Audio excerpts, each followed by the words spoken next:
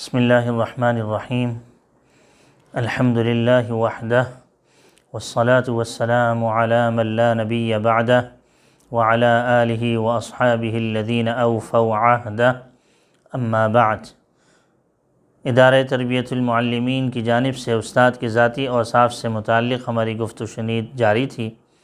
جس میں ہمارا موضوع تھا کہ استاد کو حوصلہ افزائی کرنی چاہیے طالب علموں کی، اور طالب علموں کی ایسی چیزیں جب سامنے آئیں جو قابل اصلاح ہوں اور جو قابل توجہ ہوں ان کے لیے حوصلہ شکنی کرنی چاہیے۔ جن باتوں کی حوصلہ افزائی ہو ان کی حوصلہ افزائی ہو، جن چیزوں کی حوصلہ شکنی کی جانی چاہیے ان کی حوصلہ شکنی کرنی چاہیے۔ اس سلسلے میں ہی حوصلہ افزائی اور حوصلہ شکنی کے لحاظ سے جو بنیادی طور سے جو طالب علموں کے اندر اس کی جانب سے حوصلہ افزائی اور حوصلہ شکنی کی وجہ سے جو بنیادی طور سے جو نقصانات سامنے آنے چاہیے یا سامنے آ رہے ہیں اور سامنے آتے ہیں، عمومی طور سے ان کی طرف ہماری بات چل رہی تھی۔ اسی کی ہی انشاءاللہ العزیز اس مجلس میں تکمیل ہوگی، جس میں بیان کیا جائے گا کہ حوصلہ افزائی سے اور کیا نقصانات سامنے آتے ہیں۔ جہاں کہیں ہم نے حوصلہ افزائی سے متعلق ایک بات یہ عرض کی تھی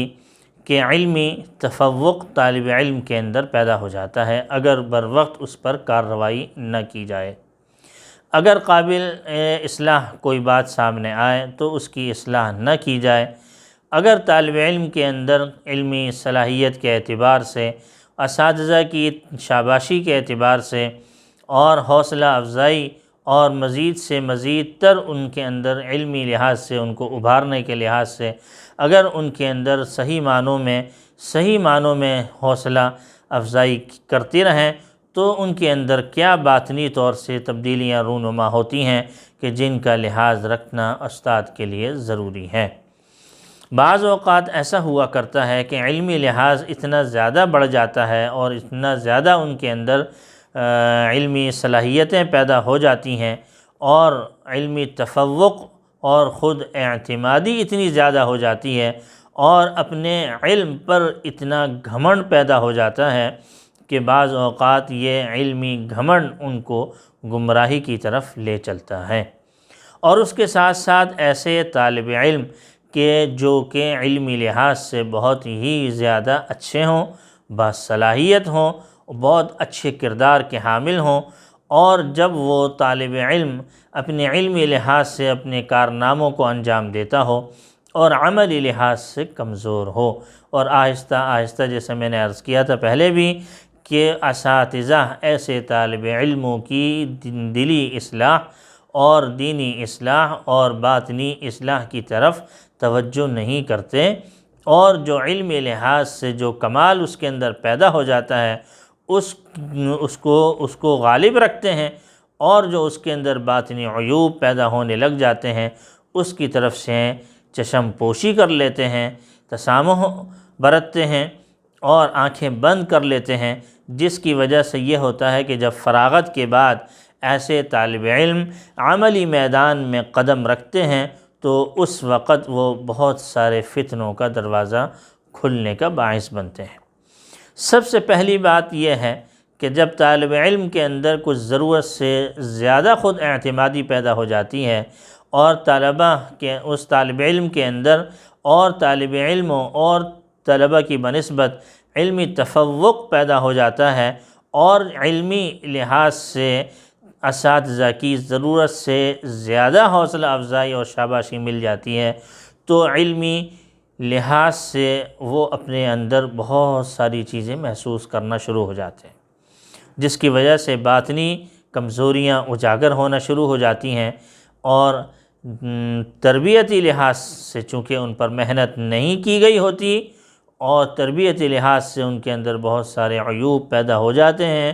باطنی کمزوریاں، باطنی عیوب جو ہے وہ سر اٹھانے لگ جاتے ہیں، اور پھر دیکھنے میں یہ آتا ہے کہ علم ہی علم چلتا ہے جو کہ شیطان کے پاس زیادہ ہے،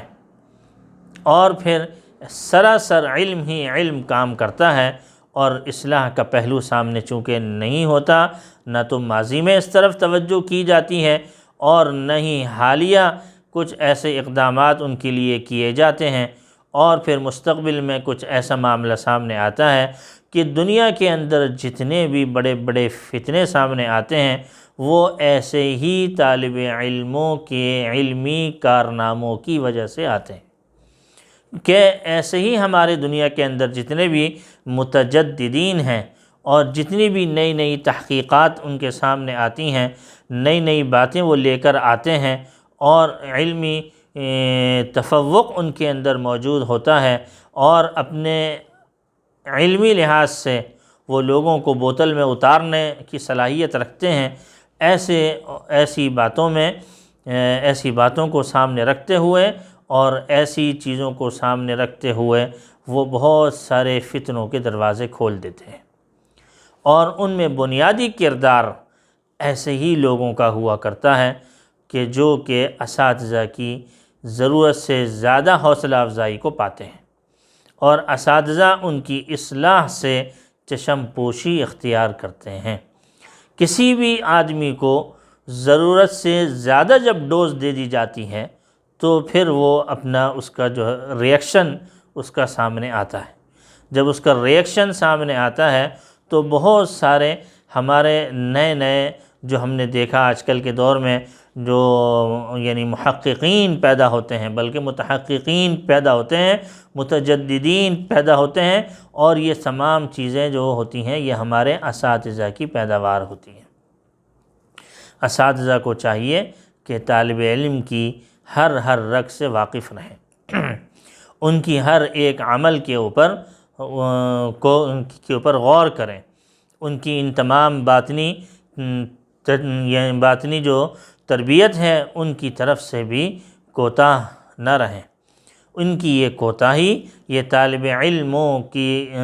کو اس طرف لے جاتی ہیں کہ جہاں وہ اپنے آپ کو بہت کچھ سمجھنے لگ جاتے ہیں،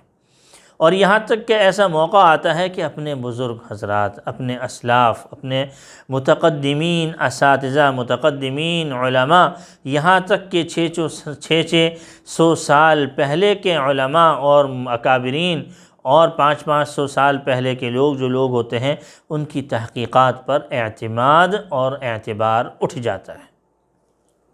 ایسے طالب علموں کے اوپر فوراً کنٹرول کرنے کی ضرورت ہوتی ہے۔ ایسے طالب علموں کے لیے سب سے پہلی بات جو ہے وہ ان کو اعمال صالحہ کی طرف لے کے آنا چاہیے، اتباع سنت کی طرف لے کے آنا چاہیے، اطاعت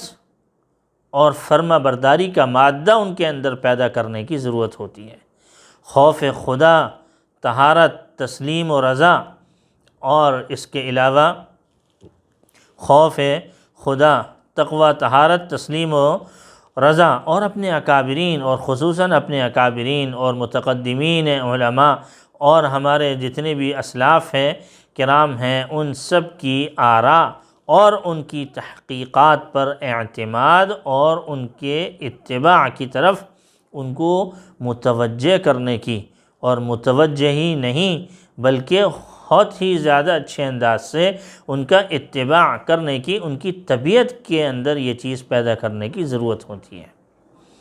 یہ ہمارے اساتذہ کا ایسے طالب علموں کے لیے ایک بنیادی کردار ادا کرنا ہوتا ہے کہ جس کی طرف اگر خدا نہ خواستہ توجہ نہیں کی گئی تو یہی ایسے ہی لوگ ہوا کرتے ہیں کہ جو کہ علمی لحاظ سے تو بہت اچھے بن جاتے ہیں اور عملی لحاظ سے وہ اپنے اندر انتہائی بڑے اپنے اندر عیوب کو پیدا کرتے ہیں، اور اپنے اندر بہت بڑے عیوب پیدا کر کے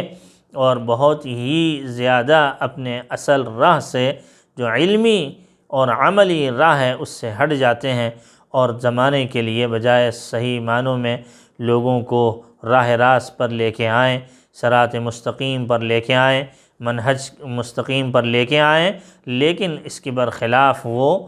دین سے دوری کا باعث بنتے ہیں، اور باعث ہی نہیں بلکہ گمراہی کا باعث بنتے ہیں، اور ضال بھی بنتے ہیں اور